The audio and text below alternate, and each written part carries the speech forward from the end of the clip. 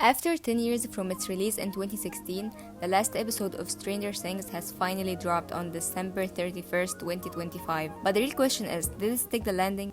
Well, there's a lot that goes into that, so let's take it from the beginning. Why was Stranger Things such a phenomenon when it first came out?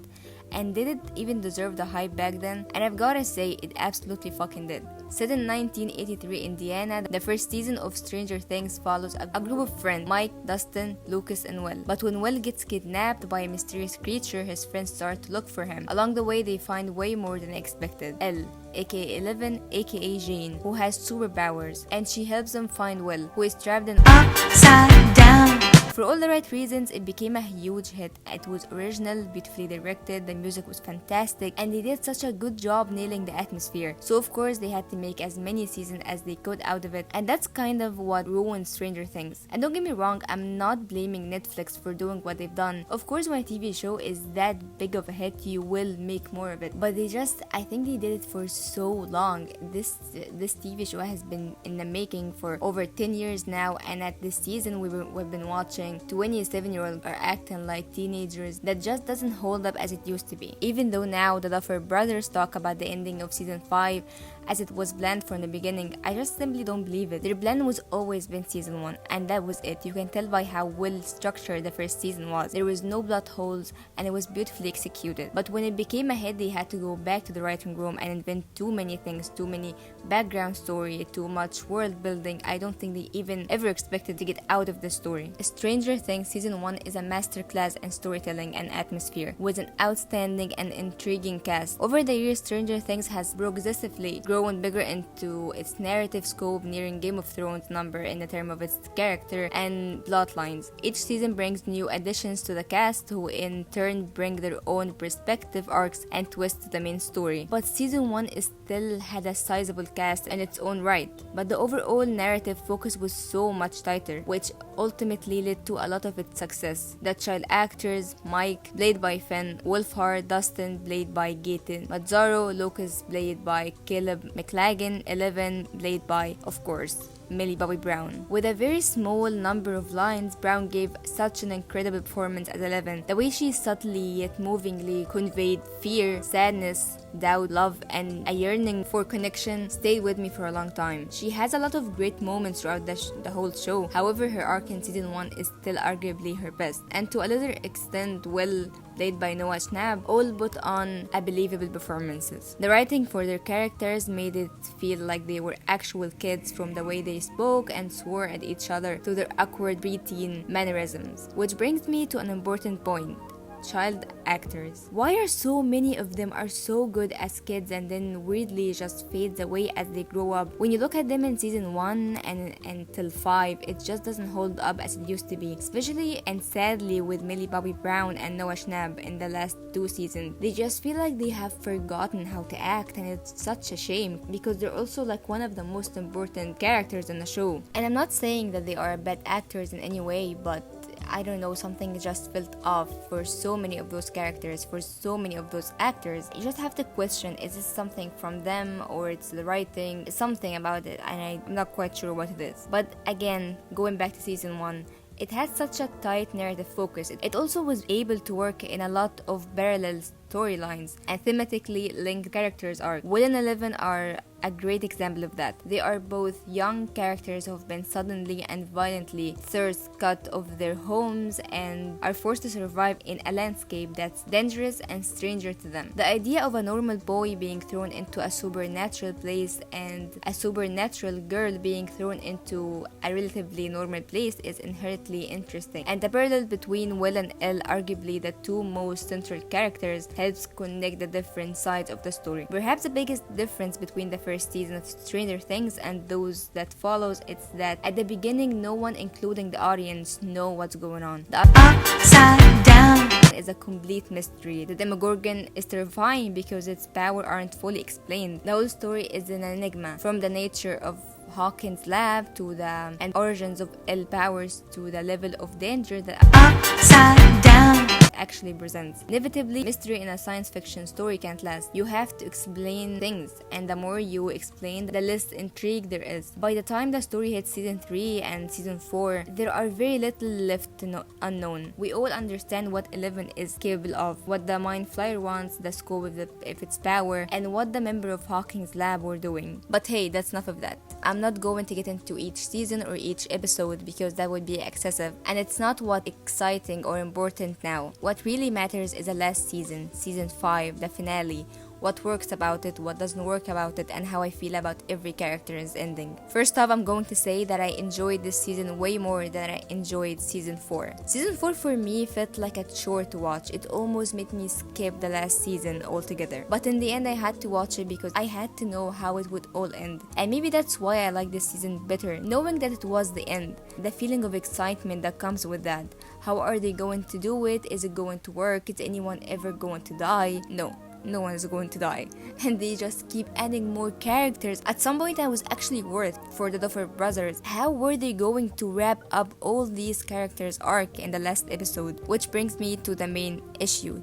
There's too many characters, and all of them are finishing each other's sentences. I mean, 3 to be exact. Simultaneously. A real-life wizard. A sorcerer, actually. His powers are Innate. Yes. No, but seriously, the fear of killing off any of the characters got to a ridiculous point. There are so many characters who didn't need to be there and didn't add much because they were never given much to begin with, and honestly it would have been better served a lot of them to just let them go. Why couldn't we have let Hopper sacrifice himself 2 seasons ago? He could have had a meaningful send-off. Some would argue that Hopper is the main connection to Eleven, the one who's trained her and took care of her. Yeah, that's true, but the kids are doing great by themselves now. Haven't you seen them defending an insanely huge monster in 3 minutes with some BB guns? Honestly, what was that? And what a waste it was to create a cool looking creature just to give it 3 minutes of screen time. At least let it get 1 kill. These are tiny kids,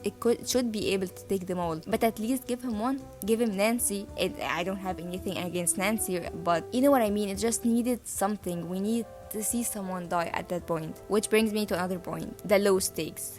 The fact that they have so many characters that they refuse to let them kill because I'm not quite sure, they just are afraid that when someone who loves the character so much they would stop watching the show. But that has created something even worse. What made me love Game of Thrones when it first aired, how high the stakes were. You know what, when you started we thought Ned was the main character, we thought he was going to be the king. Think again, he died at the first season. They just keep you on the edge of your seat. Your favorite character is never safe. And don't get me wrong, in Stranger Things the stakes appear to be high. The characters are always in danger or always saying things like, You will die! We will die! Holly will die! Everyone will die! But they never actually do. Everything always turns out okay.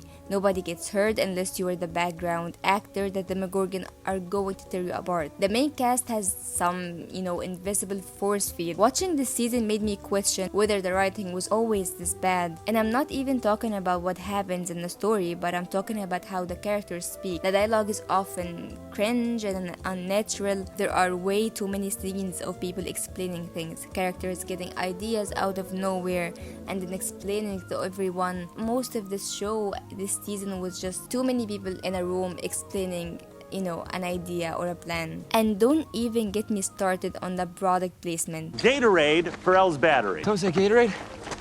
Let me get one of those. But I don't think it's gonna go too well with peanut butter. Poppers! It's so bad. At this point, it's so bad and it happens so many times. It just... No, I think something about this. I understand this is a high production show. I understand they need the money, but the way they did it, it was just so repetitive. It became too annoying. When I really think about it now, I think what I liked most about this season is just contained in the final episode. So let's get into it. The final episode is 2 hours long. The first hour is the gang fighting Vecna, and I've already talked about how I didn't like how they handled that. I just thought it was underwhelming in so many ways. They could have been something bigger. I mean, again, they did really make such a cool looking creature, but they just killed him in so fast we couldn't even get to see him. But yeah, the second half, that's where I think it worked for me. I went to the final episode thinking Eleven had to die. There was no way she could live. It just wouldn't make sense. Even the Duffer brothers said that there was never a version where Eleven would stay with them at the end. The characters needed to move on and grow up, and Eleven is such a huge part of their childhood. But I think her ending suited her. As sad as it is, the world was never fair to Eleven. When you really look at her story from the beginning, it's just so sad. Which why I love the small story they gave her at the end. The ending that she deserved, not the one that she got. That's how our friends will always remember her. The undefeatable hero that they always believed she was. In the end, they didn't stop her, and she went to a place where she could find happiness away from all of that. And honestly, I did cry at the end, and that's what makes it feel like it made sense to me. The very last scene, I thought it was beautiful. Like when I look at Game of Thrones and the ending, I just hated it. Everything looked bad in my opinion. But with this one, the last scene, I think it was beautiful. I think the way they made it just made sense. I love the last scene with all the kids, well, not kids anymore, at the basement playing D&D. It felt like a full circle moment, leaving behind this part of their life. Seeing the actors crying just felt like they weren't crying as their characters, but also as their true selves. They have been, playing these characters since they were kids. Leaving this behind, it's just sad. But I also love the fact how they passed the torch to Holly and her friends. It just felt beautiful. I think in a way the ending did work for me. Is there a lot of plot holes and things that were forgotten? Yes, of course. There are so much. Like, where are Derek's family? I didn't see them. Will's father, nobody has talked about this man. I thought he was dead for the longest time, honestly. But the way I look at Stranger Things, I don't think it's, one of the best TV shows ever done. Like Breaking Bad or Better Call Saul, Succession, Twin Peaks. Those are TV shows that were made, the pilot were great, was almost perfect, and it just kept getting better and better in a way we didn't even expect how something that good can even become better than it is. But with Stranger Things, it started on, the first season was kind of almost perfect, but it lost some points going forward from that. But it's not as bad as like Game of Thrones when they were perfect and then they just kept getting worse. Yeah, is there a lot of mistakes here? There's a lot of things that could have been better, of course. But I think they wrapped it in such a meaningful, nostalgic, beautiful way that I cried. It was fun. It's entertaining. That's the thing about Stranger Things. I think it's quite entertaining. It's fun. The music is always fun. The way they do it. It is original in so many ways. So yeah, I think everybody have seen Stranger Things by now. But if you haven't, go watch it. Make your own opinion. And that's it.